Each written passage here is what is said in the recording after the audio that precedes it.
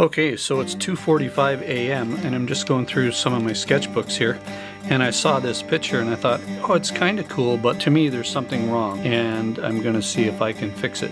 And what I think is wrong is how much the lips protrude, like the nose is coming out, and then the lips should go down this way, but I actually have them coming out this way. So if you look from the side, it would be like forehead, nose, and then the mouth would be coming out like that.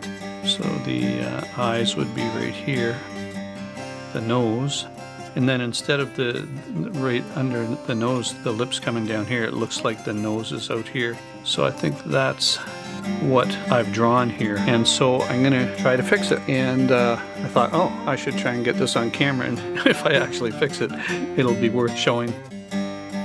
Erase, that's the first step.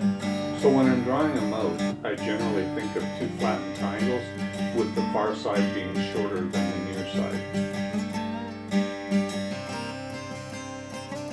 And I think that already looks a lot more realistic. Now the eyes are looking weird to me too.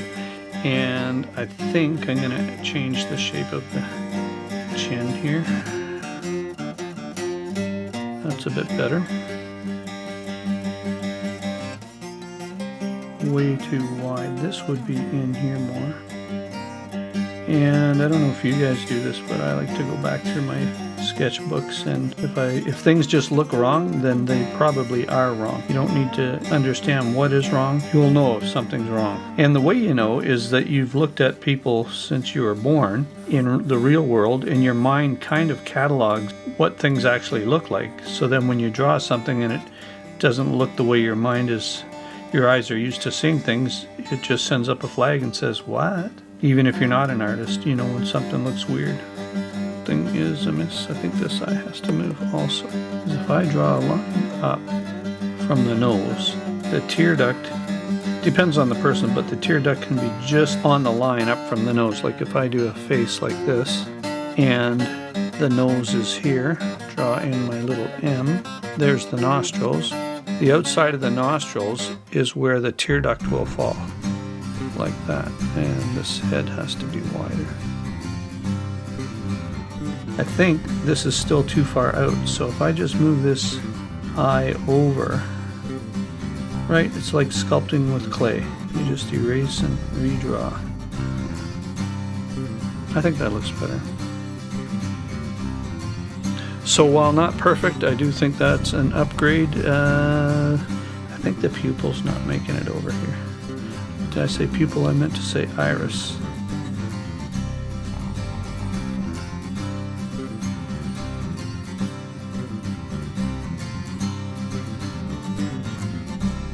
And this iris should definitely not be wider than this iris, because this one's closer to us. And it'll only be, I don't even think it'd be a millimeter of difference, because there's not very much difference between the two.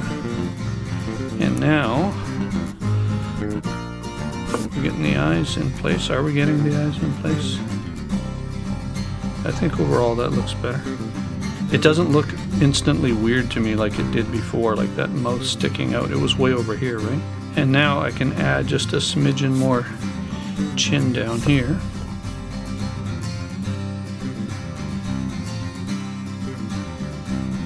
And maybe make that nose go around the corner a little bit like that.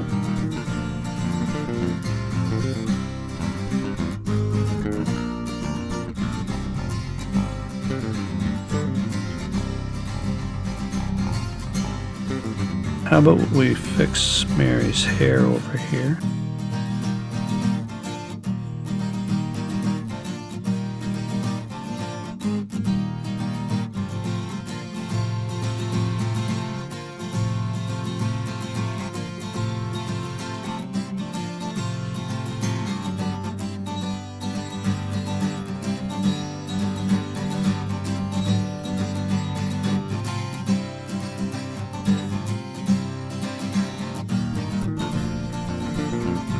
Oh well, I better stop sometime. There we go. Oh my god. So does this happen to you guys? I just had a look at this, and the eye that I just did and I thought was okay, I lifted up the paper and I went, oh my god, there's something wrong with it. So I have to do it again.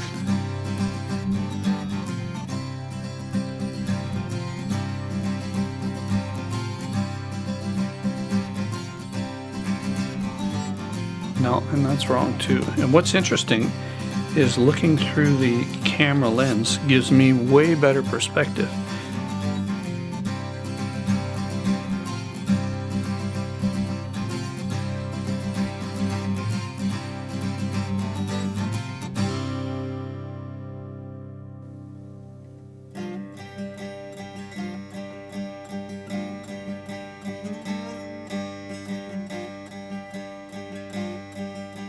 Yeah, I think that helped a lot.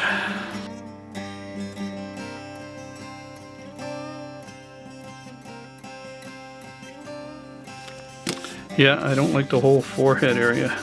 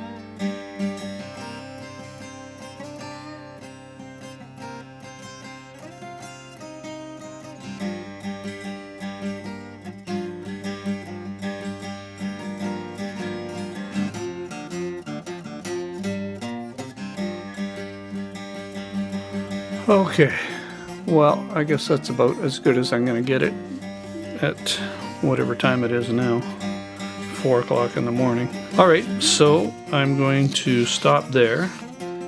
But of course, I didn't stop there. What I decided to do was to create digital line art to show you how the paper and ribbon hair method that I mentioned earlier in the video works. And I also wanted to just draw the basic face shapes. To do this, I had to make the line art layer's background transparent by using a layer mask, which is pretty easy to do in Photoshop.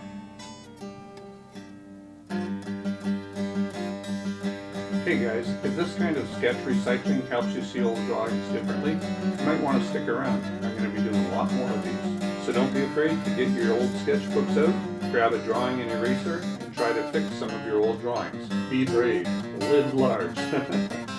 Till the next video drops.